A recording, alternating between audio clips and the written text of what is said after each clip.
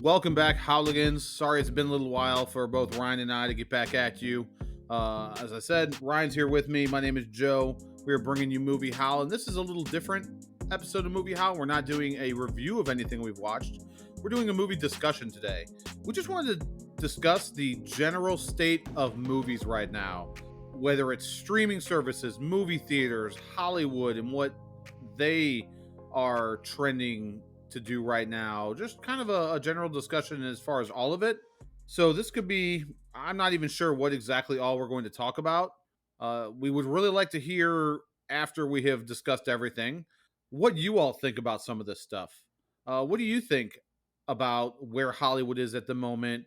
How about movie theaters? Where do you think they fit into the mix right now versus all the streaming services and sitting in front of your TV and having every option you can possibly have available to you? What do you all feel about that? And if you'd like to tell us, Ryan, they can tell us where.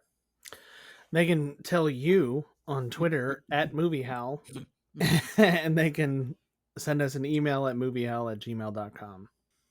Yeah, this should be an interesting one. There's so much in the past 3 years. The movie industry in general has really got turned on its head.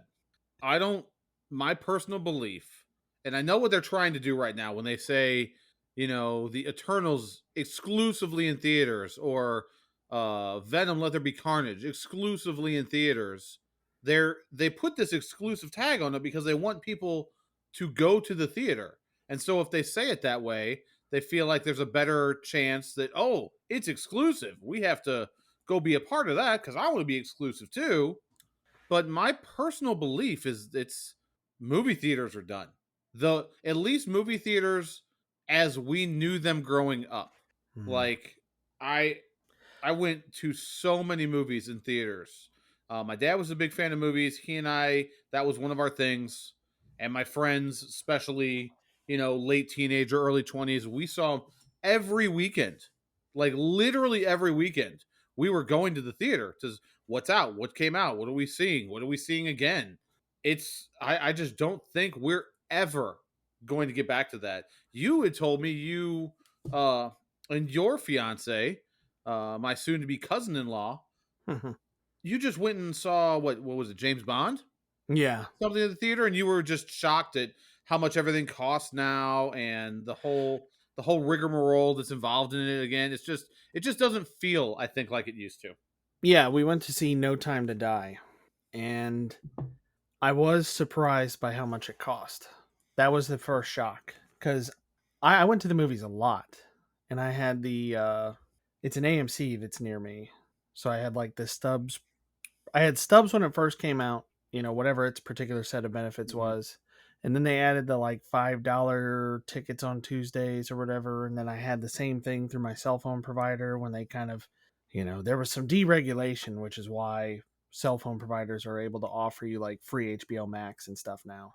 Oh, Just okay. it's something I was following, but so I had all that stuff. So I'm not used to paying full price, I guess. I also don't know for sure what full price really is because I didn't pay attention to it. We went to see the movie. It's like, it'll be so cool to get into a theater again. I downloaded the app because I didn't have it. I got a new phone during the pandemic and I never bothered. Actually, I might have gotten two different phones during the pandemic because it was a long pandemic. I mean, some Um, might say it's still going on. Yeah, it's true. But I was like, okay, so I'll download the app. I'll, book my seats. And there were only two other seats booked. And in the entire theater, I think there were maybe 8 people. So I would have thought that was really cool before because that's a different experience. I'm Hmm. used to going to theaters when they're really, really crowded. And like you're saying, it it was a different thing even just 10 years ago. I used to go to a lot of midnight showings. Like I went to midnight showings for the first one or two Transformers movies. Oh, Like well. I had friends that were dressed up for that. Like I had a buddy who came in an Optimus Prime mask.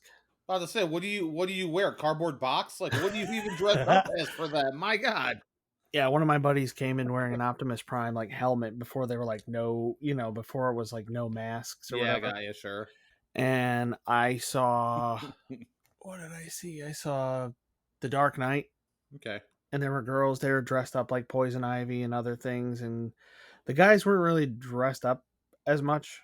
But I saw like Indiana Jones and the Temple of Crystal Skull or whatever that movie was called because I put it out of my mind as soon as I could. And there were guys with like the whip and the hat and everything. It was just really cool to go and like be around all these other people who were really excited for it. I remember those times. I remember going and seeing, like, going to the Lord of the Rings, or when Hmm. Star Wars Episode 1 came out. I mean, there were some times when some big movies, big franchises and things came out, and it was a big deal. Getting in a, going to see the Avengers, the first Avengers movie, a Hmm. midnight showing. Like, it's such a big deal for stuff like that, and I just those days are gone. I mean, Yeah, maybe they'll come back. Maybe my kids will have a chance to go out and enjoy some stuff like that. But I just don't see the demand for that sort of thing anymore. I don't know. It was weird, like going from what I was just talking about to, I go on the app, I book my ticket or tickets, I should say, and then I go in and there's hardly anybody there. There's like nobody in line, there's nobody in the lobby hardly. Um the concession like things are all empty. Like the little window displays where it's like the Hmm. different candies and stuff that they have, that's all empty. They're not really It was just weird. It used to be kind of nice to go to a movie like that every once in a while. It's like, I'm going to wait on this one. It's a popular thing. I'm not that into it. So I'm just going to let it go for a while and then I'll go see it later. There were certain movies that I saw like that, Yep. but those, I knew what I was doing. I knew that I was doing that on purpose.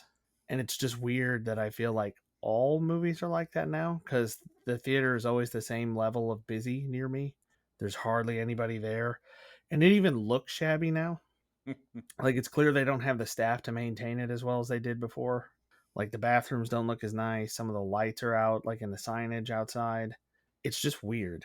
It's it's weird. I think my fiance and I saw Infinity War like the first day or two that it was out, and we went to the AMC in St. Charles, the streets of St. Charles, which is that really Yeah. nice one. They have the reclining heated seats and all that stuff, and we sat at the MacGuffin bar and had some weird, Infinity War themed drinks and stuff like that.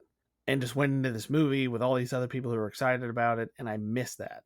Yep. Like, that's what I miss. And it is a better experience to be there. It doesn't matter that I have a 60-inch TV or whatever. We've kind of gotten around it by, I have all this smart stuff in my house. So I have like modes where like all the lights come down and certain things turn off. And then we were using an Apple TV for a while. Now we're using a Roku Ultra because we found that's a little bit better. You can pair the audio through your phone and it can do it to like four phones at once. Because our pet rabbits ate another sound system and I'm just not replacing it this time. It's like I'm just going to put on decent headphones and stream all the audio through my phone. And it's all right, but it's not the theater. No. Like even when I had like 1,000 watt surround sound system before the rabbits ate that one, it wasn't the theater. It's just not the same. And yeah, you mentioned the price, and I didn't really get to that. I went through that process of ringing everything up, and it was like $30, $30 for two tickets to an empty show, pretty much. And yeah, I used to pay like $10, $12 for tickets because I would usually go on a night when there were deals or whatever, just Hmm. because like that way I could go and see a movie like almost every week. And I even kind of got excited thinking about it, like, oh, maybe I should like get stubs back because that Ticket Tuesday thing through AT&T is gone, or at least suspended right now. So maybe I should do that again because stubs is like $12 a year. But then it's like, what am I going to see? They even have their like A list thing where you can see 3 movies a week if you're some kind of. Well, actually, you'd have to be a fanatic, like a movie fanatic in general who will see anything, or you have to be somebody who has just nothing else to do to see 3 movies a week. That is so Yep. much time to commit to seeing movies. And I look through the list and it's like, yeah, there's not even 3 movies right now that I would want to go see. Like, there's some of the things that could be coming out in theaters, or that it used to be movies that would come out in theaters, because where else are they going to come out? Well, Mm-hmm. now Netflix has their own movies, Hulu has movies, Prime has movies, HBO's putting out their own movies. Like, they're all doing these themselves. They don't Yeah. need, I mean, I know it's still kind of its own big Hollywood budget type movies, but they don't need the theaters like they used to. I was Well, surprised to find out years ago that movie theaters had to pay for the rights to have movies in their theaters. And so they're not making money on ticket sales at all. They're only making money on concessions, which I mean, I get that, but I wonder if that will change. I was wondering that too because yeah, my understanding was that what you said is correct, but it does Mhm. change over time. The longer the movie is it's almost like interest when you buy a house or whatever. Like at first, all the money's going to the bank Right. to pay for your interest. It's like at the beginning, all the ticket sales are going to the studio. And then as you go on, that proportion changes. So more of the money's going to the theater. But at that point, you've got the showings with 8 people in them, not where the whole auditorium is packed and there's like 4 of them showing the movie at once. And, it's tons and tons of money that's coming in. And I, I do worry that that will affect how movies are made or how like the quality of movies that are made because there are two issues that I see. One being able to tie an actual movie and its release to its success. Like it's a little less obvious when you have streaming services and all that. Like you used to know what did well and what didn't.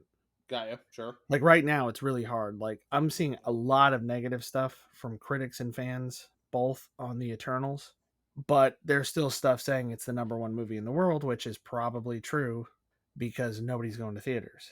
Right. It still has the Marvel name attached to it, and Yeah. that's still going to draw people. Tasha was asking me about that before we watched. My fiance and I we watched Black Widow the other day, yesterday actually, because she didn't realize that it was free streaming on Disney now.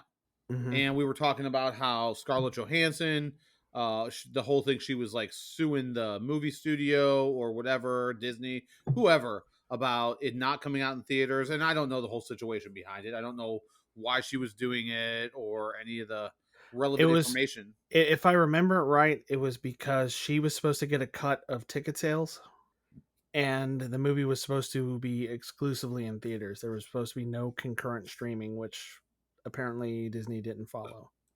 Okay. And like before we even, I let her know that and we watched it. We were talking about like the Eternals, and she asked me, "Hey, are you like my daughter is apparently excited for the Eternals?" I'm not even sure why. It's my middle daughter, and she's Hmm. out of the three of my kids, she's always been the least into any of those movies. Like she'll watch them with us, but she never was a super fan of any one of those. My son, yes. My older daughter, she got into it with me. She would put on a Marvel movie just to have it on because she liked them. But now my middle daughter's all of a sudden she's really excited about the Eternals, and I'm really curious as to why that is because I Hmm. know some of the things that she's into now, and so I wonder if this is one of those trying to pander to certain groups Hmm. kind of movies. But I don't know. I honestly don't know anything about it. I've seen one trailer on it, I believe. I noticed that one of our favorite YouTubers, The Drinker, he put out something yesterday that said that it was a horrendous mess, and the review was coming today. I haven't watched the review of it yet. I am really looking forward to it. But this is going to be one of those ones. Give me a couple of months from now, and it'll be free streaming on Disney, and then I won't have to pay for anything. I can just watch it. But Well, you got to pay for Disney Plus, but I mean, yeah. It's like I didn't go see Black Widow. I didn't go see Shang-Chi. I'm not gonna go see this. And that's I don't want to say I'm just straight burned out on Marvel, but I am a little. Like I'm it a ended. yeah, I'm a little too. They came to a really satisfying conclusion for me, um, I mean, and Captain and I'm good. America picked up Thor's hammer. Like that's it. That was culmination of everything I could have possibly wanted to see out of Marvel. And it just they they did something that no studio has ever done by bringing a story through all of these different movies and all these different characters and bringing it to a fun and logical for the most part conclusion. Hmm. I mean, we lost some people, and yet I mean, I know there's phase 4 and phase 5 and they have all these things that are planned. Maybe the next generation is going to be the ones who pick it up and they're going to be the ones who are die hard and want to go see all this stuff. But I don't know if I'm going to buy that because, like, that's not their hardcore fan base. Their Mm. hardcore fan base, I think, would still like to see some really good Marvel stuff. But as I told you, her and I just watched Black Widow. Black Widow should have had her own movie years ago. Yeah. She was the female face of Marvel. I liked her character, and I think what compared to what this movie was. Did you see Black Widow? I'm curious. I don't I remember. did. I You did, did. yeah. Okay. So, I think I saw it in the theater. oh, you bitch. I might have actually seen it in a theater because I've seen a few. Like I used to go so often. You know how some people like save their ticket stubs? Yeah. I I used to just do that. there's just no way I could do that. I just had so many. It was like, I no, did. these I have to used to do go. that for sure. And okay, I know you said the Stubbs membership thing. Mm-hmm. Before there was Stubbs, you were an AMC movie watcher and Mm-hmm. movie watcher rewards, and I had that back when that first debuted. Dating my old ass here, but like I had Well, that for the I'm longest time. I'm still thinking about. I was thinking the other day about when I was reserving this movie, how I used to go up to the theater and pre-buy tickets. Like when I realized Right? that was a thing I could do in high school, I was like, "Oh, I can just do that." And it feels so satisfying, or felt back then so satisfying, to just walk past all of the riffraff who are waiting to buy their tickets and be like, "Yeah, I reserved mine earlier. Here's the name or whatever it was under." I was Yep, like, you "All like right, walk just around the counter and go to that customer service thing, and they just hand you your tickets. yeah." No, it Yeah. was even better at the AMC here because it's the two counters that face in as you come in, and right in the middle is the ticket taker, and Yes. that's who has your ticket. Nice. Or at least it was at one point in time. So I just walk straight up to that person, like give my name. They're like, "Oh, Auditorium 4 on the left," or whatever. But anyways, this Black Widow movie that we watched, I don't know why I'm still really disappointed that it didn't come out before her character bit the dust. Mm-hmm. Like now that it comes out after that, who cares? Yeah. Like it should have come out before. It should have come out before Captain Marvel. And even more than those things, it should have been a different movie. This, as far as I'm concerned, was a generic Marvel follow the formula movie. That's what it felt like to me. Yeah, they took what should have been an an either an origin story or a like a Winter Soldier style intrigue type thing, and Yes. it turned it into just an origin for another hero that they're setting up, or villain, or whatever she's supposed to be. Because Elaine is the big bad who's at the end or whatever, and we don't Uh-huh. know what way all this stuff is going to go. Yeah. It's like, yeah, I saw that and I was like, eh. Like it's neat that they at least didn't waste this. They didn't just make it something that didn't matter at all, but it still kind of didn't matter at all. Yeah, and it didn't. I mean, the one of the reasons Winter Soldier is my favorite Marvel out of all of the movie is because it doesn't feel like a Marvel movie. Mm-hmm. It feels like this Feels like a just Bourne movie almost. right, like this thriller intrigue kind of it's a whole different thing. And okay, admittedly, it has my favorite character in it, which is Captain America. So that does lend me a bias to it. But it didn't feel like just the straight formulaic things that Marvel movies do. Whereas this Black Widow movie did, and that's a real shame because with the whole spy aspect of it, this could have been in its own right like a Bourne or a James Bond, a thriller spy intrigue action movie that really moved away from that. And it didn't. And that was super disappointing. I did really like her sister in this. Mm-hmm. Elena, that Yeah, character, I liked her. I like some of the moments that they had, like where she does the landing in the pose, and she's like, ugh, and just like shivers it off. Yeah, there were some moments in it, but okay, well, you know what? There's some things that this movie shows that also, to segue into that. There's some things that this movie does that really show the trend in Hollywood right now. The trend in Hollywood of wanting to really put in the forefront female characters and them being just these super badasses and not on even an equal footing with the male counterparts as some movies or things have done. When we watched the Gemini Man movie, that I don't remember names of characters in that, but the female character lead in that opposite Will Smith, she didn't take anything away from Will Smith's character, but he didn't take anything away from her either. They were just both good, competent individuals who were good at what they did, and they built off of one another versus taking each other down a peg for one reason or another. And I'd really prefer to see that more than what Hollywood is doing right now. Hmm. Like the one male character, okay, so the one good quote unquote male character in this Red Guardian, he was a joke. Yeah, He was an utter worthless, bumbling buffoon. Could like he was a joke.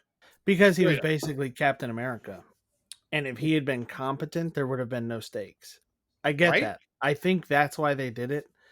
I think they also did it for comedic purposes. They probably had some jokes that they wanted to make, like the whole like uterus thing or whatever that she says on the helicopter, and he's like, "Okay, okay." Like Yeah, which that's fine, but there's certain things you can still do and it can still be fun, but that doesn't mean you have to take that character and make him utterly worthless. He was it's worthless. He, it's he was a weird that parts line. yeah, and it's weird that in the beginning he was competent. Like he was a spy. Like this was a good spy movie. Like he was running along with the plane because he Yep. has Captain America's powers. And then he goes to jail and he becomes just this joke, like a meme of himself. It doesn't make Yep. any sense. Like it really bothered me because, well, for a lot of reasons. And then they gender swapped Taskmaster or whatever the character's name was. Like Taskmaster. they wanted to do the reveal that like, oh, this is spoilers. This is the daughter that you thought you killed or whatever. hmm Like it's fine. But Which, I do feel like they put a lot. They put a lot on these gender swaps and these cheap reveals and these like little funny moments because Taika Waititi made that stuff work and now it's like a signature thing.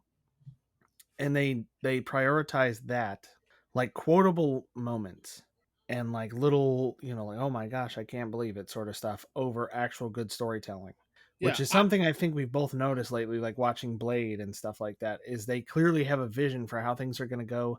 Characters behave consistently, motivations are consistent, what happens follows what caused it to happen. Like there aren't these weird disconnects where a character completely changes because the story needs them to change. Like they make the story make sense around the characters that are there and they behave in a predictable and consistent way, and we just don't see that anymore. yeah. There was a scene where Taskmaster faced off against Red Guardian, and when you're talking about the Taskmaster's a human being, and now my fiance pointed this out that her suit looked almost a bionic kind of a thing. Because it made her huge, yeah. I Well, wondered if that was something. yeah, so if that's the case, maybe I could understand it more. But otherwise, if you're looking at the Taskmaster the way we know him as the character from the comics, like the Taskmaster we know, he's a human being. He can mimic everything, which makes him a very dangerous opponent. And it's what makes him a good villain. But if a normal human being is fighting Captain America, in this case, the Russian Captain America, Captain Russia, um, like even if he's lost a step, like his agility's not there, if you take your fist and you punch him in the face, you're going to hurt your hand. He can just stand there and not let you move him. And you already know he still has it because they showed this scene where he's just arm wrestling these guys and just one of the guys who like was like calling him out on this Captain America thing, like he was still frozen when this, and he just like breaks his arm, just shatters his wrist bone. Yeah. Like so, he still has the strength and the things that made him who he was. Well, even in oh my god, what was the Falcon and Winter Soldier? Mm-hmm. They show the black super soldier, the one from like the 70s or whatever, Yeah, whatever time period he's supposed to be from. But he's old now right. and he's still super strong. Like they show that he still had like that strength doesn't go away. So I So mean, it's something that they've established like once that serum is in you, like it's in you, you right. know. And so him getting knocked around. I understand that she's quicker and is a better fighter and on top of her game, like she should be. Like she's Taskmaster. That's Mhm. what this character does. I like that. But when you're pushing him around like he's just, well, the punchline that he was, that Mhm. doesn't make sense. It doesn't make sense for the character that we're watching. And that's where it becomes a problem. It's like, I'm going to refer to it again, Gemini Man. When the character, the female character, she gets into a fight in the beginning of the movie against this larger, stronger male opponent, she has to use her environment. It's not like she just grabs him and manhandles him and throws him around, because that's not how that works. She uses her environment and her wits to end up beating this opponent, and that made sense. You watch it and you're like, oh, she's a good agent. That was really smart versus what they're trying to do now. And it's really hard to watch some of that. I just want to watch movies that make sense, that do things that aren't in there just because they want to have them in there, because they think it's going to make somebody feel good, or it's going to perpetuate the stereotype that they want to perpetuate. Mhm. Like, just write a movie that has a good script because of a good story, and you have good characters and there's good dialogue and it's smart. Like, is that okay? Can we not do that anymore? It's so I rare now when we get movies like that. It's so refreshing to have that, to see a movie that the characters make decisions based on what's going on around them in a way that makes sense. Yeah. Yeah. I don't know that I have a lot to add to that particular part of the discussion. I agree with you. I think a lot of what they're doing is kind of cheap gimmicks to either it's to get butts in seats because you're ticking the right boxes for that person, or it's something to kind of troll people. Hmm. Because that's kind of what seems to have happened with No Time to Die. Oh, right, right. I remember you were talking about that. The Yeah, trailer they because released and they made it seem like one thing, but then you saw the movie and it wasn't at all like what that one particular trailer had led people to believe. right, that there was going to be this huge adversarial thing between the new 007 and Bond, and it's a black female, so that's like the most uh like positive sort of gender swap that you can have right now. At least, that's kind of what people were saying. Like they're clearly just doing this for like social points.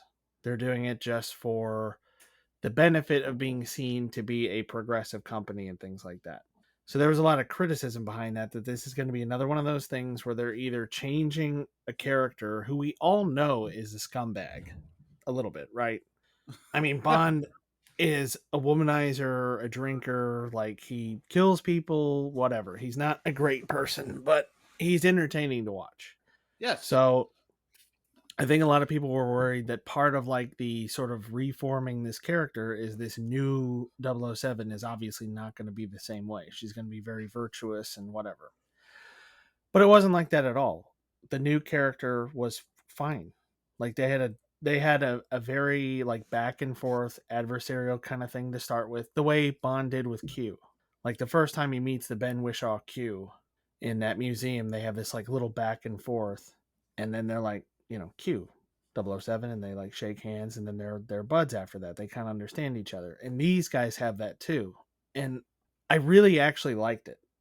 I liked a lot of their interaction. I liked that there was a scene where I can't think of the character name. It just doesn't stick with me. But the new 007, she does something or finds something out, and they're like, good. Like M is like, good work on this, and she's like, well, I have to admit, Bond actually gave me a lead on that. And then there's a scene where there are a couple scenes where they work together, and there's no static, there's no friction, there's no like one has to be better than the other. It's like you're saying with Gemini Man, they're just doing different stuff. Like she's very much like a tactical soldier type, where he's the Bond we know. And I, so I wonder if it's purposefully done in a way to upset people. Like you're going to appeal to the people who want to see, like the what if stuff. What if Bond was a black woman? Okay. And you're going to appeal to the people who are going to want to see it so they can rag on it. And I don't know if it's that or if it's just bad marketing. Okay. The ultimate bad marketing. I've mentioned it a bunch of times before, was Sweeney Todd, because that movie was a musical, and nothing in any of the marketing material suggested that it was a musical. So I agreed to see it with some girls. Then from I don't know what year it came out. It was either high school or college. And I got in there and they started singing. And I was like, "What is this? This is not what I signed up for." I had no idea. So I don't know. I don't know. I think a little of it is probably one of those that old saying like no, what is it like all publicity is good publicity or whatever. Yeah, there is no bad publicity, sure. Yeah. So it could be some of that. I think some of it is like this virtue signaling stuff that you hear about. Hmm. I I don't know. I don't give a shit about like gender swapping or whatever. It just always seems cheap and disrespectful. Like my sincere hope is that this new like I like the new 007 chick. Whatever her character name was. The actress, I like the way she played it. I like the way her and Daniel Craig behaved together. I I don't know how it would work with the way they left things at the end of that movie, not to Okay. spoil anything. But my hope leading up to the end of that was they would maybe be able to have two concurrent series, one that follows her and one that follows him. Okay. This female double O, she can just be another double O. Because I've always kind of wanted that. Whether they'll refer or hint to other double O's in the Absolutely. books and in the movies. But it's like now we've met one of them. Because she's like, give me a different double O number and let him be 007 again. It's like, Yeah, the great. movie that I Now, can remember that did that as a big plot point of the movie was Goldeneye. oh, yeah, that's right. Yeah, Sean Bean was another double O. Uh-huh. Absolutely. But yeah, that's there's more than just 007. Because they made her a really not super fleshed out, but a very different character. She's not just Bond that looks different, played by a different actor. Okay. It's a totally different style. Her approach is, like I said, it's very soldier, tactical. Like it's cool. It could be its own thing. Almost like a Mission Impossible type movie is what I would imagine it would be like. So it's like, please do that, and have them cross over every once in a while. That would be so Oh, good, that would be fun. right? Like, and that's the thing that you're talking about right there. I haven't seen the new Bond movie, but what you're describing is that's all I can hope for. I don't care that you want to introduce this new character. I don't care what you want to make them. Don't just take James Bond, that we know, the character that we know, Hmm. and make James Bond a black female because you want to be edgy or check boxes or do whatever you're trying to do without a reason. But make a different character that if you want that character, make that. Like they have all these things. They're doing a lot of things in comics right now, trying to make these different characters and the whole trans community, and they want to have a gay Superman and a this and a that. Hmm. If you want to have any of these characters, like you can have them, but they have to be just make good characters. Like if they happen to be this thing, they happen to be gay or trans or they're a certain race or they're whatever, a religious belief or whatever it is, make it reasonable to the story. And the only other thing I would ask is I don't need to be hit over the head with it. Hmm. Like, I don't need it to revolve just around that. Just give me good characters. That's what people want. Like, this still making movies or series of shows and things like that, it all boils down to entertainment. People want to be entertained. And they don't want to go and pay money and sit through a 2-hour movie to get preached at. They just Yeah. want to be entertained with something that's smart or funny or scary or whatever genre it is that they're going to see. And it would be nice if it wasn't predictable, if it didn't follow the same formula, if you could, go out of the box a little bit and give people something they weren't expecting. But even if you don't do that, there's movies that come out that they don't do anything that's super unexpected, yet what they do it very well. And it's fun to watch that. Like when you have characters and you're talking about this Bond and this new Bond playing off each other, it's like take a Lethal Weapon and Riggs and Murtaugh and how they were so different of characters, yet they played off of each other and they complemented one another. Like that's the kind of, if you want to have a duo doing things like the oh Hitman's Bodyguard. You Yeah. have these two characters who are vastly different, yet have similar skill sets, yet they complement one another and play off of one another in really fun and interesting ways. Like, that's the kind of thing that we're in it for, to just be entertained by these, actors and actresses who are good at their job. I mean, and that's why we do it. That's why we go to the movies, or that's why we subscribe to a Netflix or Hulu or whatever your subscription service is that you like. That's why you do that, so that you can, after you spend your day in the real world and you worked all day and you're tired and you just want to get home and you get your stuff done at home and you finally have a few minutes to relax. You don't want to just think you're wasting your time. You want to put on something that's entertaining. And that's why it's there. That's what Hollywood has been there for years and years at this point. They're there to entertain us. Hmm. And what has entertained us has changed over the course of all these decades that we've gone through.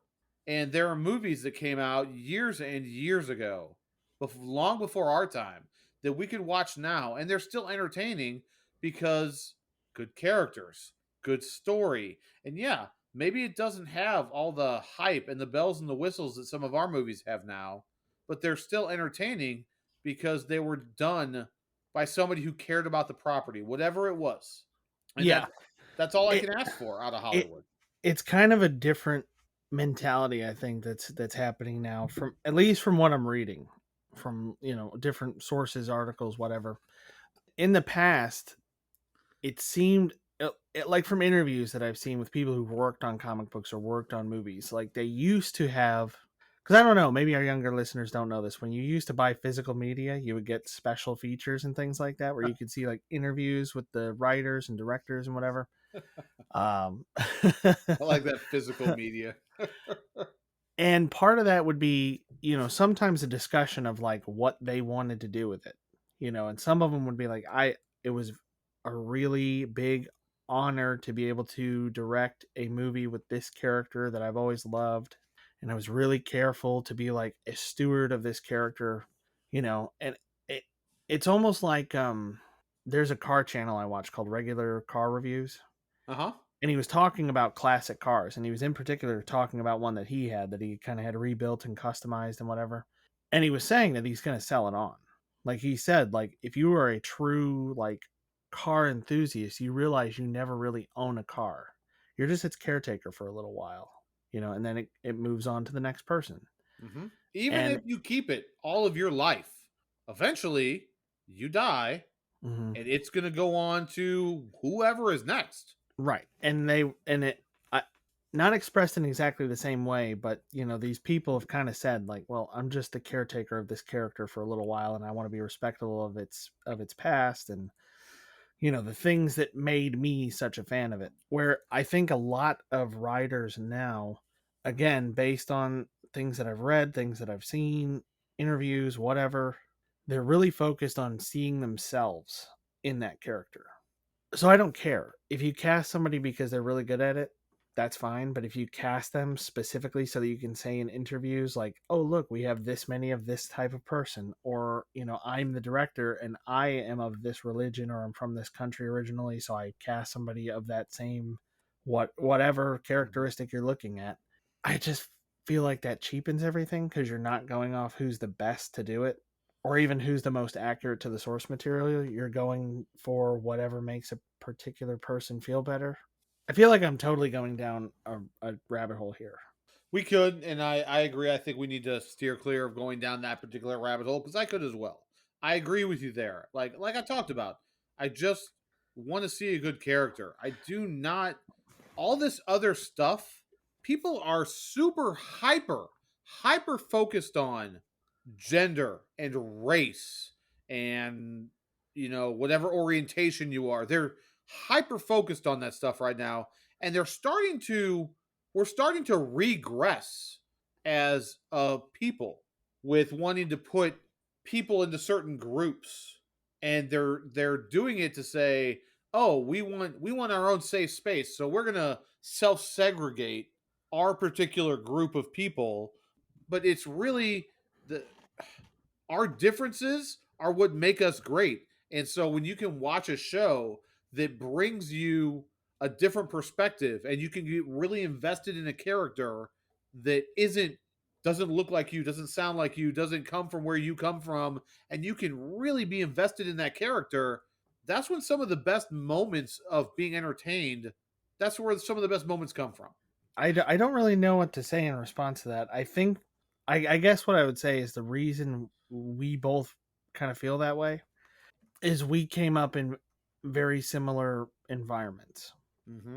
where for my whole childhood, you were supposed to ignore not ignore race, but it's like everything I watched as a kid, everything I read, everything I learned or was taught was people are all different. People all have valid points of view. Everybody's experience is important and interesting, and we should make no assumptions about them based on the way they look or their background, and we should not treat them any different. It's like a perfect sort of example of it is the way Captain America behaves in the first Avengers movie towards Bruce Banner, where he's like, "Oh, I hear you're the guy that can help us with whatever." And Banner's like, "Oh, is that all you've heard?" And it was like, "Or yeah, word is that you can help us." Yeah. And he goes, "Is that the only word?" And he goes, "Only word I care about." Yep. Like that's exactly the attitude I was kind of raised to have. Mm-hmm. And now celebrating lifting up certain people over others, I don't know. Yeah, you're right. It feels like going backwards. Like it's not that I think it's bad. It's that it's weird. It's weird because I thought we were past it. And we should be. Everybody should be measured on who they are as a person. But we rolled all this stuff, we rolled it all back around to entertainment, media, movies, shows, whatever it is. I understand wanting to have representation. I understand being a certain thing and wanting to see that translated onto a screen. If you're going to do that, become a writer, write something that's really good, and give us a reason to want to watch that character. Mm-hmm. Like these characters who are really popular. You talked about Batman and Superman, 70, 80 years. Like it took a long time for them to have the following that they have now. It's not like when the first Batman came out, he was all over the world. It's Batman. Oh, everybody knows Batman. No, at one point, nobody knew who Batman was. Yeah, I Like mean the it takes original. time to get there.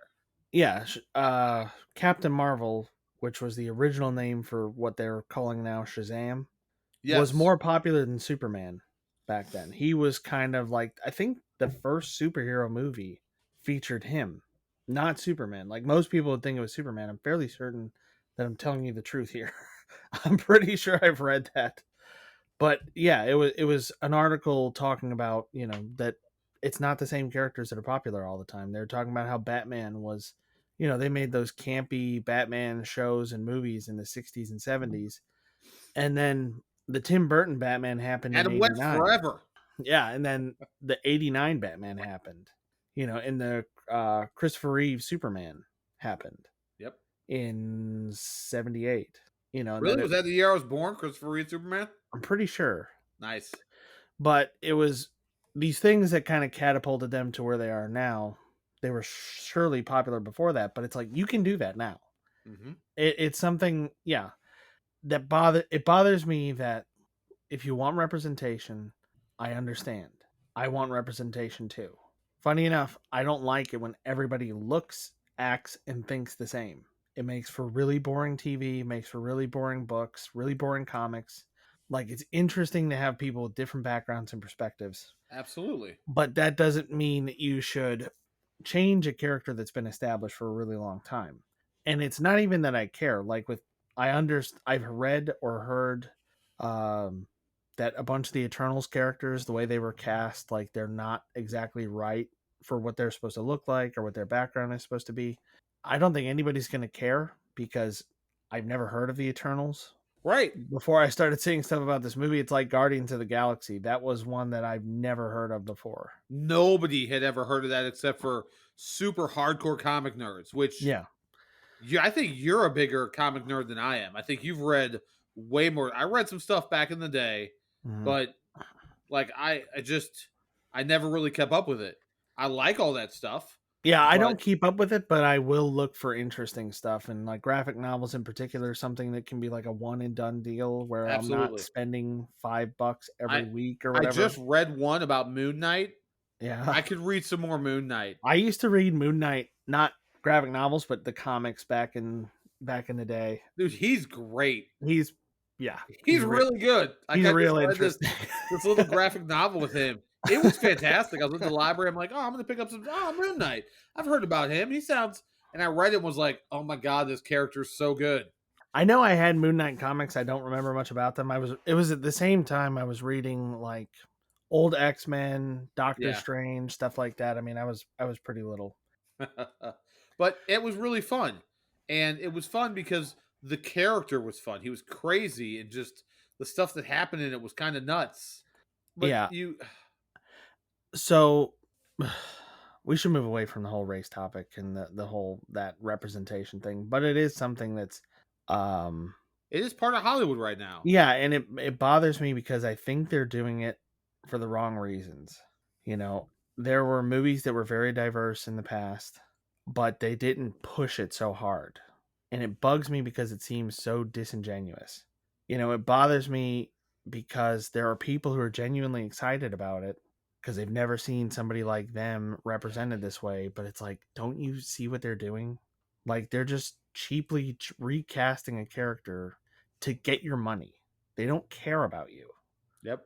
If they cared, they would make a new character. That maybe that's too risky to create a new character, but Iron Man was I had Iron Man comics as a kid. Like with his well, I don't remember if it was his original origin or not. In his the origin I remember reading, he was captured by in like the Vietnam War. Like that Okay. was where his origin was. Okay. And it was just not a super compelling character for me. And I think that was pretty universal. He was not that popular. And then Marvel made the movie about him and kind of took a risk. I think they did that on purpose, being like, this isn't one of our A-listers. Like, let's just do it and see if it works. And it worked really well. So now he is like a top tier hero. You could do that. You could, if you had the pull, you could create a brand new character that is whatever you want them to be. And if it's well written, well acted, well directed, whatever, it will probably do to that what Iron Man did for that character. Wouldn't that But be I, great? Wouldn't that be great to see somebody who writes a character, a new character, all their own that is that represents whatever they want to have represented and does that. And it does it because it's so well done. Not just Mhm. because it's being forced through to try and grift people out of their money, Yeah, but to just take advantage of a popular trend. exactly. But it's doing it, it's working well because people who wouldn't normally associate with that, they wouldn't normally think that, oh, I don't want to go see something that's, this gender or this orientation or this whatever, whatever it is. But they go see it anyways because it's so well done. That would be great. And I do. I honestly think that's where it's going to go. That I think we're going to get over. This is like getting over the hump. I think we're going to get there. I really hope that we are Yeah. because I think Hollywood should be better than that. I do wish everybody in Hollywood would realize you guys are paid liars and you're really good at it. You're really good at acting like whatever it is that we need you to act like, and it's fun to watch, and you can be very compelling sometimes. But that's it. That's as far as that goes. You are there to entertain us. You know what else has entertained people? Elephants on balls in a circus. Like there are things that people spinning plates back in the day on like the Ed Sullivan show. Hey, he can spin 50 plates on sticks. That's great. They're entertainers. Like what they're doing isn't isn't so important to the world. They're not scientists. They're not engineers. They're not, nurses and doctors. They're not doing things every day to improve the lives of those around them. But we all love it. I like going to the movies. I like sitting and taking some time and to take 2 hours out of your life to watch a movie, to sit there in one spot and not move and watch whatever story that you're watching. Hopefully, when you do that, what you're watching was worth your time. Mm-hmm. Plenty of times you and I have watched thousands of movies over the years that we've lived. Sometimes those movies weren't worth our time, but we Yeah. watched them anyways. And that's, the risk you take when you like to watch movies. But hopefully, when you sit down and you want to be entertained, whether it's watching a series or watching a movie, reading a comic book, whatever it is, listening to a podcast, Mm-hmm. whatever it is, hopefully you're entertained. Hopefully the people who you're listening to are doing their best without trying to pander to any particular group and just entertain you. Like, why would a character do something and actually, think logically and write dialogue that makes sense and write a script that is something that people are really enthralled by, things like that. And we still get that. There are still movies and things that come out that are really intriguing and that push the boundaries and that are just things we want to stop what we're doing in our lives and partake in that. And I don't ever want that to go away. Although I'm it is something I think we could worry about with the movie theater thing now, with trying to push social agendas versus just giving people smart writing and good stories, good characters. I mean, this the golden age of Hollywood, that might be gone. We might not ever get it back. I don't know. I really doubt that. Just we might not. I seriously doubt that. I think people are too ambitious. They're too smart to let that die. Mm-hmm. And I just want to keep going. Like all of us, everybody, all you Halligans who are listening, we know you love movies. If you're listening to us, you love movies the way we love movies. We want to go and we want to sit and we want to be entertained and we want to, really enjoy the things that we're taking our time. Our time is precious. Like I have so much going on in my life that to take the time to do this, to take the time to watch a movie, to then sit down and talk about it, that's precious time that I could be doing other things with. Mm-hmm. All of us could. So to uh, I really enjoy all of it. I enjoy the experience. I enjoy whether it's reading a book, watching a movie, getting sucked into a certain series. Like right now, I'm watching Peaky Blinders again on Netflix. I know you haven't seen it. Please watch Peaky Blinders. It's so good, and it's over. Like they finished the series after season 4 or 5, I think, and that's it. There's not going to be any more, which is super disappointing. But it's so good, and sometimes you get that. And I one of the things I wanted to talk about with this is how I think stuff like that has changed. When we're talking about what it used to be, sitcoms, All in the Family, The Jeffersons, Family Matters, whatever those were that we used to watch growing up, those kind of things, they're different now. Now they're coming out with stuff that's more Game of Thrones and Ozark, Mm-hmm. different series that are coming out on these streaming platforms, and some of them are for kids, and some of the ones for kids are pretty well done. There's only been a couple of cartoons that my kids have watched that I was like, you know what? I wish that was something that was on when I was a kid. Most of it is not that, but there have been a few that are like that. But I think those things are, and I know they still have sitcoms. Like I referred to Brooklyn Nine-Nine. That's something that's still ongoing right now, I believe. And I mean, I watch it on Hulu. I think is my service for that.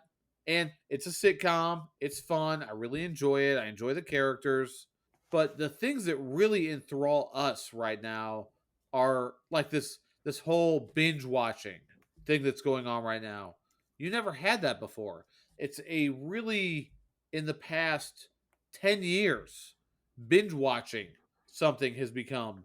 And you can binge watch Friends, or you can binge watch, excuse me, you can binge watch The Middle or any of these other shows, Seinfeld, whatever, The Simpsons. But the things that are really binge worthy are these new series. Like, as I said, I'm watching Peaky Blinders. There have been Ozark has come out. There have been ones that have really come out that just really suck you in. Like the characters, the story, the things that are coming out are still really good. Yeah. Like, what are you binge watching right now? There might be. So what was the last thing that you binge watched? I'm curious. Um, binge watched. I don't binge watch much, and that's partially because Kim doesn't like to binge watch too much, which is BS. I'm going to tell you right here, because there are shows where it's like, I want you to see this series. You're going to really like it. The Americans was a great show, and it's like you're really going to like it if you like spy intrigue type stuff. That came on FX, didn't it? Yeah, Yeah. it was really really good, and the way they ended it, like that was one of those shows where like it built up for so long and the way it ended was so good, or at least to me was so satisfying.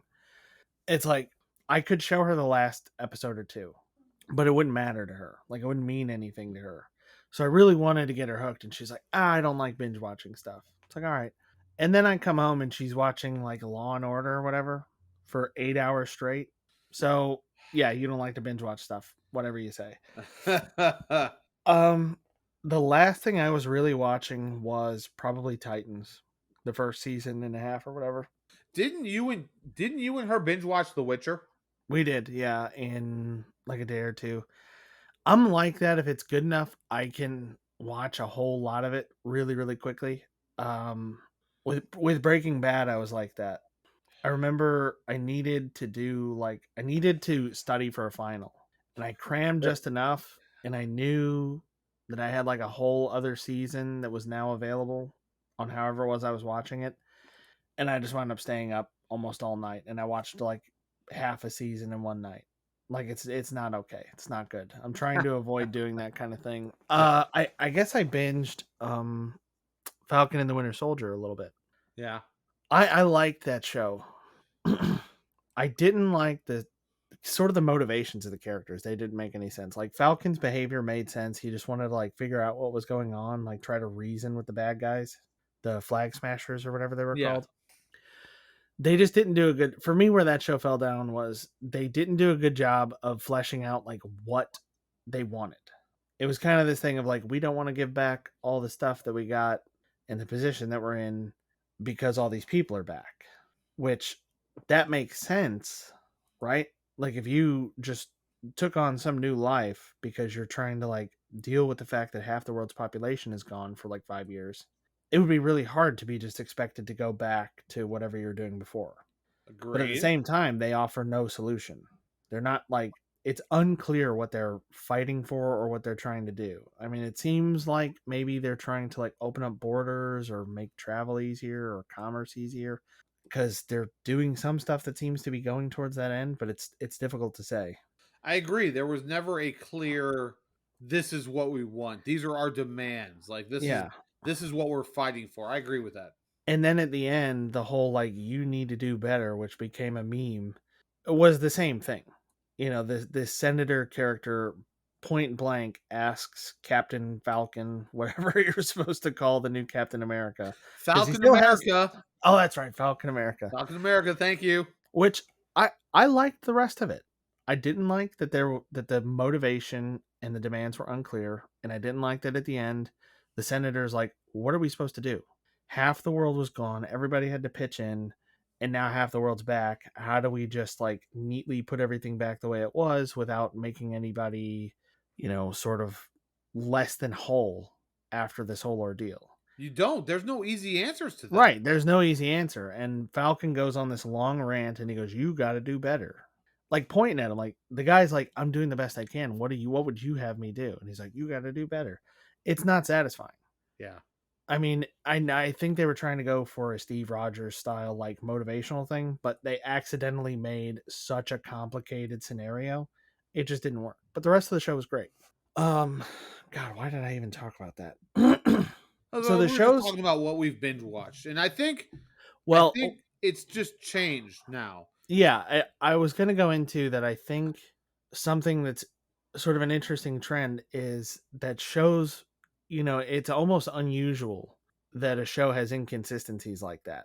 There's not a great motivation for the bad guy, not a great, proposal from the good guy. I feel like at the same time as movies have kind of declined, shows have gotten better. Yes, I agree with that. TV shows have gotten a lot more consistent and story driven, and there's cause and effect that kind of goes through it. There are things that will happen in shows in one season that come back in another, and that has improved a lot. And the quality, like just the cinematography and the writing, the scripting, the acting, it's all improved a lot. But I think the problem is probably the same thing. There's a lot of money in streaming and there's a lot of money in TV, and it's not quite enough to make like blockbuster type movies. So TV shows are getting better, but movies have to be a lot more careful about the risks they're taking, which is why I think you get things like the 2016 Ghostbusters. They took a risk, they took a well-known, loved property, Ghostbusters. Really, it's just a name and a concept, and they cast really popular comedians. It it's basically the same thing that happened with the original. It just didn't work out as well because it kind of felt like a cash grab. Like And they it just just thought like this will be successful. We're gonna uh redo this brand and just do it again. It's they're doing that a lot. There's a lot of remakes. Like Disney, that's all they're doing oh my lately. It seems god. like they just remake a movie they did before. Like I don't find any of them horrible or offensive or anything. They're just it's like, yeah, I saw that when I was a kid. Lion King saw that when I was a kid. It was better. The cartoon is better. Like Right. animals and their expressions, cartoons lend themselves well to that. The genie, like the fantastical things that they're doing. I think they did a decent job with Will Smith, but Agreed. it that the nature of the kind of character and the actions and the things that he's doing, it just lends itself really well to animation. So I don't know why they needed to do that And other those than movies are it's so weird because those movies are already there. Like I understand, and well, they're I don't not know if willing you've to take a risk. There's so yeah. little opportunity in the market for new movies. You're never going to get, or at least until things change significantly, we're not going to get something like Hawk and Rev in a theater. Nobody's going to take a chance on something like that in a theater because it's not from a property that we know. It's not starring actors that we know. It's not pushing some like agenda or tie-in, or it doesn't have that hook. I mean, you're right. But so one of the things that I did watch, I don't know if you've seen it. Have you seen the remake of the Jungle Book? It was one of the first ones that got remade. No, It's flipping great. is it? It's so good. I actually think I like I have it on Blu-ray. It's maybe better than the original cartoon. Hmm. I like it a lot. Like it's real good. But none of the other ones that I've seen have even come close to that. Aladdin wasn't bad. Aladdin was. I was actually going to mention Aladdin. Aladdin wasn't bad, but Iago was nothing. That's Jafar didn't have the presence that he had in yep, the cartoon absolutely. version. It didn't have the scale or the stakes that the original had. And And all of that's that, I think, is because of the limitations they have with not using animation. yeah, the which there is part of that except for with the computer animation that we can do, like you could have a parrot who is Jafar's partner as Iago and do basically the same stuff. But the Jungle Book, the reason it works so well, and man, I will give John Favreau, who directed that, credit for this. Mm-hmm. It took what the original did, expanded on it just a little bit while still keeping the same storyline. And the Jungle Book is a story kind of like other stories. Aladdin is a old school story. Not the Jungle Book, Cinderella, things like that. These are old school stories that have been around longer than when Disney turned them into animated movies. But the Jungle Book expounded on that and changed some things about it, whereas at the same time, just really doing a good job at keeping the heart of the movie, which is what made it so good in the first place. And I don't know if the other ones have done that. And the thing that I'm really disappointed that the Jungle Book was so good because it was so good, it prompted Disney to say we can do this with everything. Yeah. Like I haven't watched the remake of Mulan, and I haven't watched it because Mulan is my favorite Disney movie of all time. It's some girl who doesn't like what's going on and goes to fight in place of her father, and there's a whole adventure that revolves around her. It's my favorite Disney movie Yeah, ever. if we didn't know each other and just that was all we knew, that would have been enough to make us friends. I could see us like bumping into each other in like a slackers, like both going for the last copy. Like, this is my favorite movie. No, this is my what? Can we just become best friends? Yep. I think it's the weirdest thing we have in common, and people always think it's strange when I tell them that Mulan's my favorite because everybody's favorite's like Aladdin or Lion King or whatever, but it's like Mulan's just the one that grabbed me for some reason. Absolutely. And I am in this. Okay, here's a whole nother thing. Hollywood. I'm glad you brought it up. I hadn't actually thought. I was trying to think about what I wanted to talk about. The topics I wanted to bring up for this remakes and Hollywood remaking movies. Well, I, again, that's an economic thing. I'm 100% sure they are not willing to risk. When they're paying hundreds of millions of dollars, and the return has the potential to be so low because of the pandemic and the situation with theaters, they're not going to risk a an unproven thing. So I was saying earlier, you could do something like Iron Man and have a relatively unknown character and take a risk and make a movie and see if you can make that character really popular and then build some stuff around them.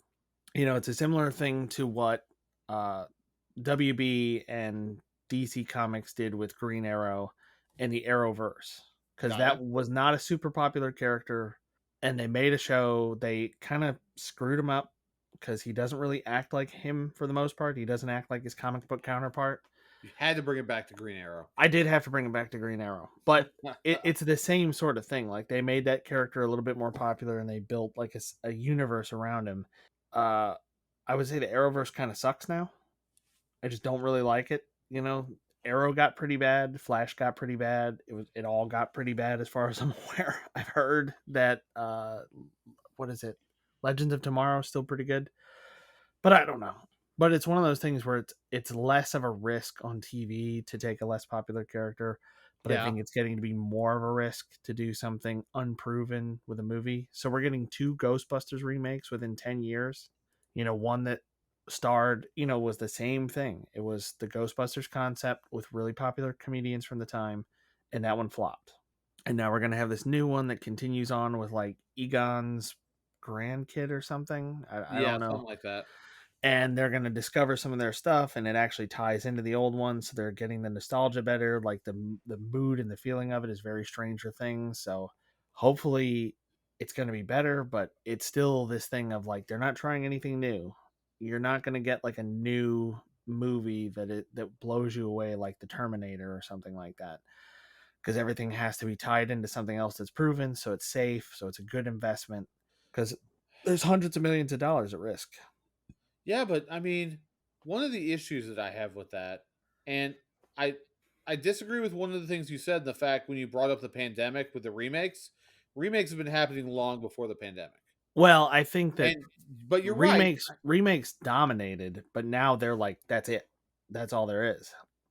I mean, it's And not exactly true that that's all there is, but it's like, it's all it seems like there is. You look don't at it, have like big budget movies that are completely original, hardly. but there's so many books out there. There's certain books that I have read that are more D&D, Dungeons and Dragons related, some books written by R.A. Salvatore, and they have my favorite character of all time. And if you were to take those books, that could be something you could turn into an epic Lord of the Rings style franchise. And it could be really well done because these books have characters that are really fun and compelling and they're well written. But Hollywood's not taking a chance on things like that. And it's really sad because look at they took a chance on Harry Potter and it blew up. Well, Like Harry Potter Harry was like Potter has a phenomenon, though. Like the right, but books were incredibly popular, but so it's not as much of a risk. It's a little bit of a risk, but it's much less so than if they developed a completely original property for film. Everything is based on something else. Everything is based on a book. Gemini Man was a book. yeah. Even Oh, back I to mean, what we talked about earlier, I Am Legend and stuff like that. Like, from that time period, a lot no, of that stuff was based on books or comics. Blade was based on a comic. and you're correct, but that rolls back to the old South Park episode. Simpsons did it. Simpsons did it. Everything's already been done. Like in one form or another, when you're talking about stories, like we talked about, oh, what I can't remember what specific movie we watched. Something went on in a movie, and it was like you've seen this before. That this thing happens to a character, and then they go do this, and shenanigans ensue, whatever it is. Like everything's been done. Hmm. And so, But I think originality right now does get rewarded in certain circumstances, like Star Wars. do we Okay, need to do we need to open this can of worms? Are you sure? Like we're running long. I don't know if we're we need running to real open the long. Star Wars worms. I'm gonna try to edit this down. So, Star Good Wars, luck. the new movies. I mean, the prequels sucked, right? A lot of people like the I prequels mean, now. A lot of people like them now. uh, I remember when they came out. I was a kid. I went and saw it in theaters, episode one with my brother, and it's like, ooh, it doesn't leave the same taste in your mouth as the originals. But over time, they're a little bit better received. They have some good fights and stuff like that. But then they came out with these new ones, and the first trailer had me so excited because it looked so much like the original. It looked like it was made on film. I don't know if it was, but they got the look down. And I really liked the idea that it was going to follow this stormtrooper, like this escape stormtrooper, because that it made it look like he was the main character. it did. But then they introduce Ray, and it's like, okay, this is a really cool dynamic. You have somebody who's coming into the resistance for the first time, who is potentially force sensitive, and then a stormtrooper, somebody with this inside knowledge, and they're going to be like partners or whatever. Like a really interesting idea. And then they just kind of lost their nerve, is what it seems like, and they just went with remaking the original trilogy, kind of blow for blow. They just didn't really take any risks. And with The Mandalorian, I don't know that they took a lot more risks, but they made an original story and they brought in elements of that universe. The things that made Star Wars so kind of magical to us as kids. They had Mandalorians, they had, the Resistance, they had basically remnants of the Empire that were still around, or the First Order, or whatever it's supposed to be. They had Ahsoka Tano, which was amazing to see. They actually did a really good job with her live action, I think, Okay. because she was one of the most popular characters from the Clone Wars series. Which was a great Um, series. it was a Really good. great series, and they took so basically the movies. They took new characters and remade the original trilogy. Yeah. And with that show, they made a brand new story and just picked little details and things from the world of Star Wars to make this new thing. And I would say that is why that is so much better received generally than the movies were. But it's again, it's the kind of risk. Like I really do feel like they probably just lost their nerve. I don't know that there's like a villain behind it who's trying to push some particular agenda, or they have their own vision for it and they're just going for it no matter what. It really seems like they just got a little scared. Maybe things didn't go as well with the first one as they thought they were going to, and they just played it safer. And it didn't work out.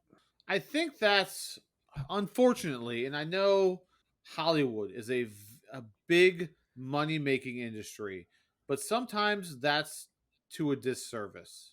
Like the exact thing you were talking about, losing your nerve about a particular property or a risk that you might take that you end up not taking because you're afraid that it's not going to make the money that you think that it is.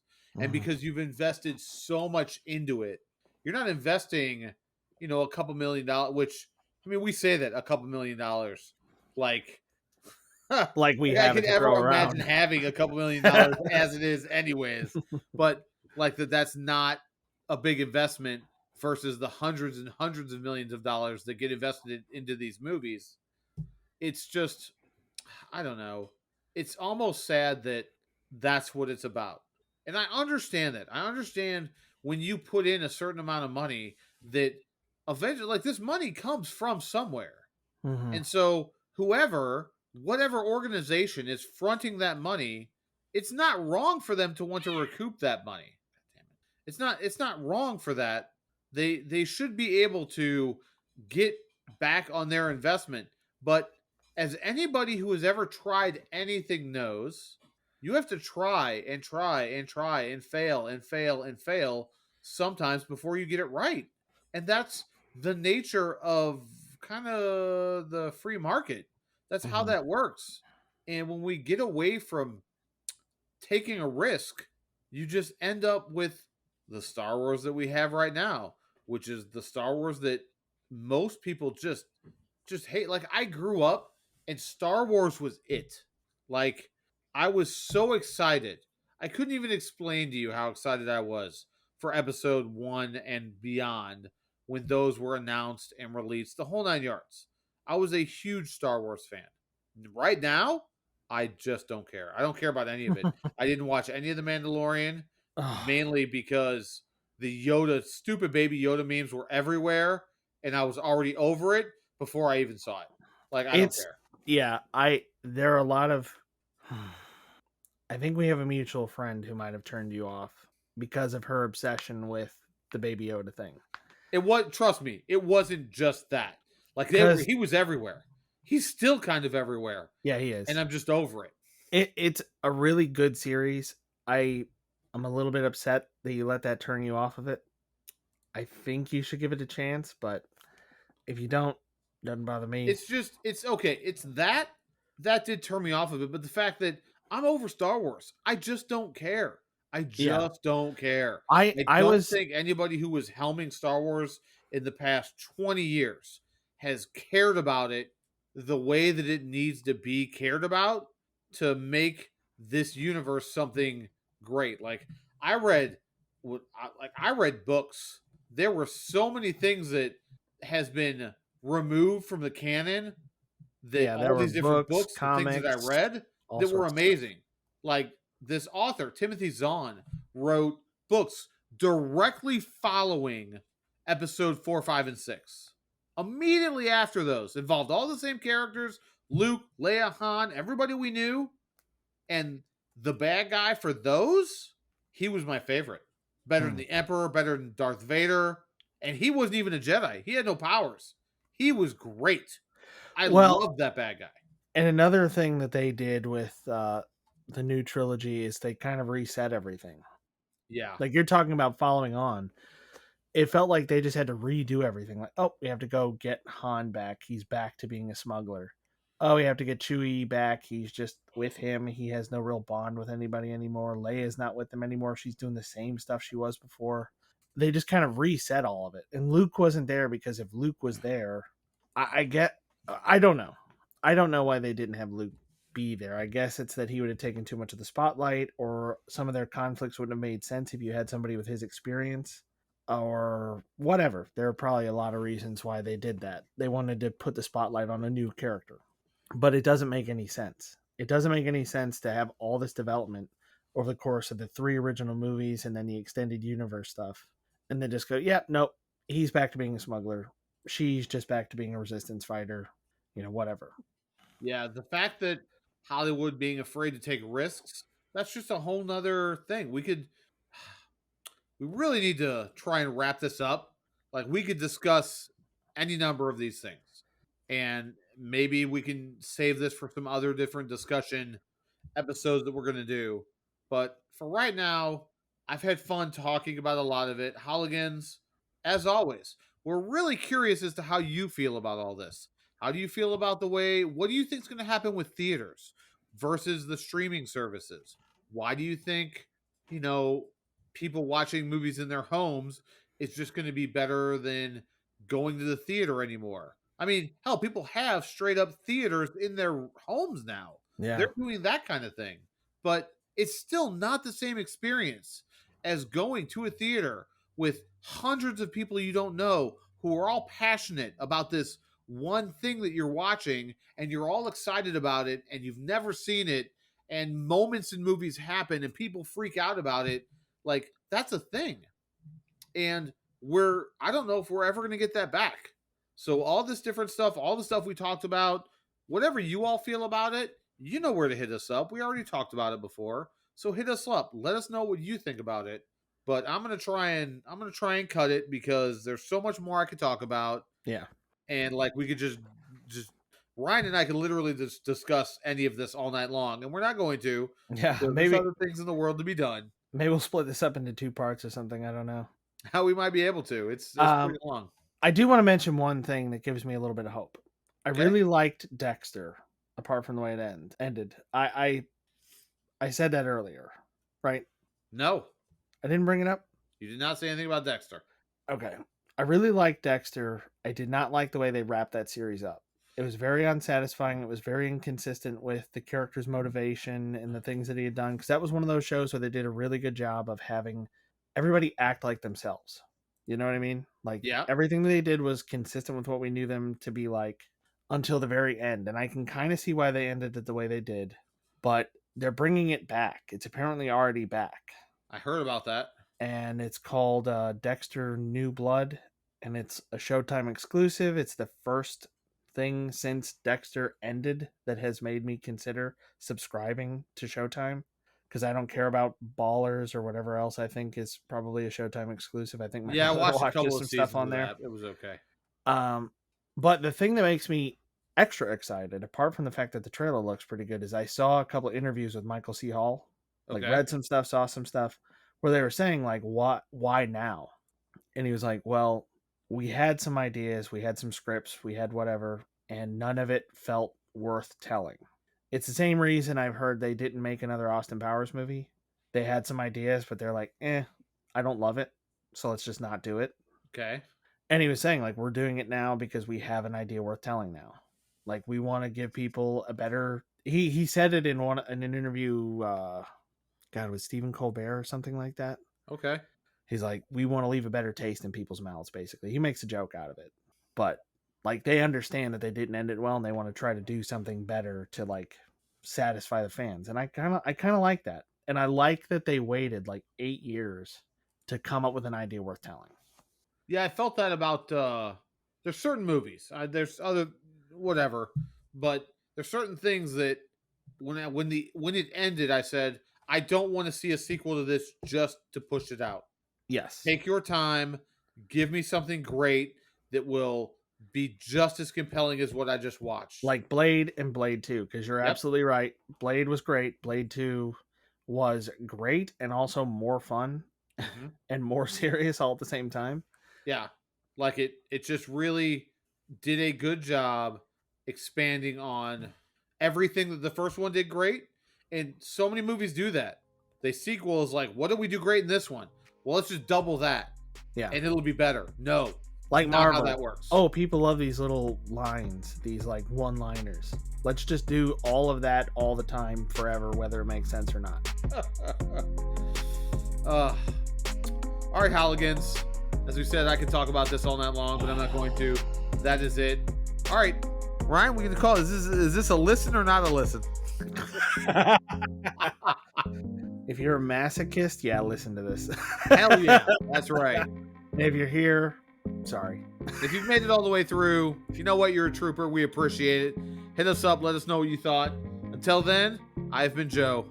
I've been Ryan. And we're out.